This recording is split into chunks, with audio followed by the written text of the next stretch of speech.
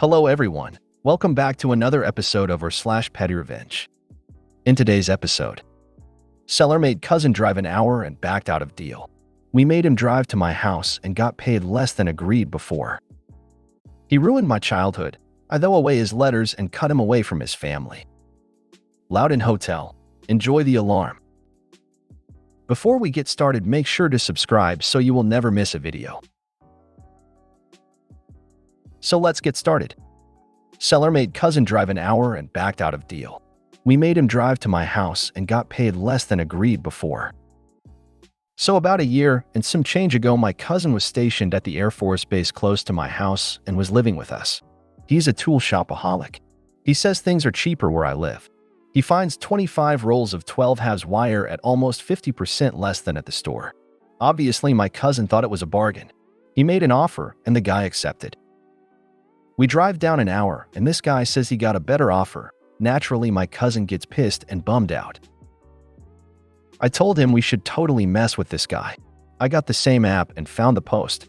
I made an offer for full price of the cable, which was steep. I can't remember how much exactly, but it was more than $2,000. After messaging for hours and making him drive an hour past my house, he lives south, I live north. He tells me he's at the random store where we agreed to meet. I blocked him. A few minutes later, he messages my cousin telling him the buyer backed out. Cousin makes a counter offer even cheaper, and the guy shows up at my house, gets less than 50% and unloads the cable for him.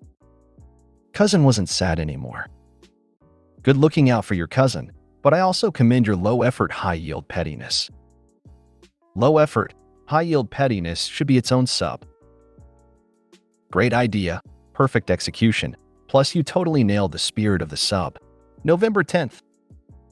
The old other buyer scam. I hate it when sellers play games. I drove 3 hours to look at a car only to show up and it had just sold. Well, thanks for not telling me somebody was looking at it right before me, dirtbag. I had a guy pull that shit on me too with a motorcycle. Agreed to meet up on a Saturday and to get a hold of him when I was in town after driving 2 hours. I did, and he said, "Oh, sorry, I sold it.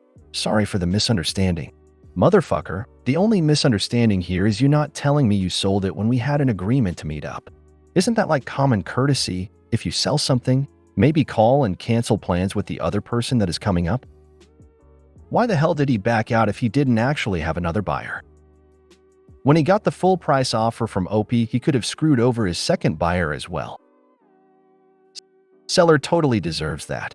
If I am selling online and agree to a price, I don't care if someone offers more after the agreement.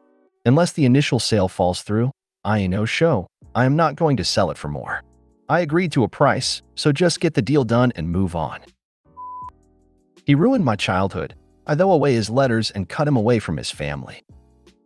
My father emotionally abused me my entire life and sexually abused me from when I was 12 till I went to the army at 18, mandatory service in my country, where I finally got the support I needed to report him to the police. He was immediately arrested and put in jail until the end of the trial, and my mom immediately started the process of divorcing him. Unfortunately, as part of this process, she had to play nice with him, so we would get the apartment and the car. One part of that was that she would forward his letters to his mother and sister. They both live in the country my parents immigrated from, and why he couldn't just send them letters from prison. But he would send the letters to our address and my mom would scan and email them. I have no idea how mom got their responses to him, but she did. I hated seeing these letters, and I always would, as I returned home before my mom, so at some point I decided that enough was enough.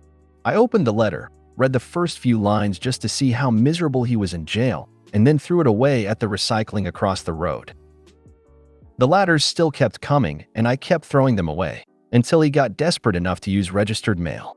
Of course, the notice about it found its way into the garbage as well. My mom actually asked me about it, but I said I saw nothing, and she believed me. Shortly after that, the letters just stopped coming. I hate that on top of everything he did to me, I lost my aunt and grandma whom I really liked. They don't talk to me anymore, only to my mom, but at least he doesn't get to talk to them either, and I hope he believes they chose to cut contact with him. I hope this gave you some catharsis and that you are doing better and find your tribe to be with you on the hard days. Thank you. It was indeed very cathartic and satisfying. Completely different from the post, but I am curious to know which country has mandatory army service for women as well, judging by your username you know. My immediate thought is Israel. They have a 2-year mandatory service at age 18 for both genders. This is actually just revenge, and possibly a crime depending on your country's laws. I see nothing petty about this. Not saying he didn't deserve this, though. Loud in hotel. Enjoy the alarm. Wife and I flew out early this morning from neighboring city, so we got a hotel room at major chain. The room was okay, but when we turned out the lights to go to bed early, you could see light creeping under the adjoining door. No problem, I can close my eyes. However, the people in that room decided to go full George Costanza from 9 to 12. At 12, I called the desk, and when I mentioned the room number, he asked, "Are they still making noise?" So others must have heard as well. We had the last room on the hall, and the rage room was second from the end. I set the bedside alarm as we were leaving. 10 minutes later, they should have had an early wake-up. I was staying in a hotel room in Tokyo for a night before having to fly back home from a business trip, and I was amazed that I could hear the thumping from the room next door, as this was a pretty decent hotel, so I thought they'd have better soundproofing. I just ignored it and went back to sleep.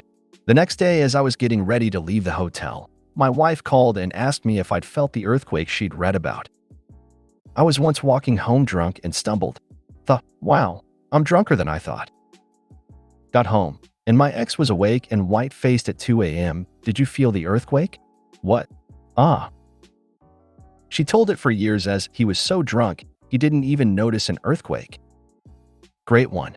I just hope that it was the type that goes on and on for 15 to 20 minutes. Smiley face. Would have been good if you had placed the alarm clock next to the connecting door. I thought about that, but figured I'd rather have plausible deniability that a previous guest had said it since we were gone before it went off. If you made it to the end of the video, thanks for watching. Don't forget to like, subscribe, and share, and we will see you in the next video.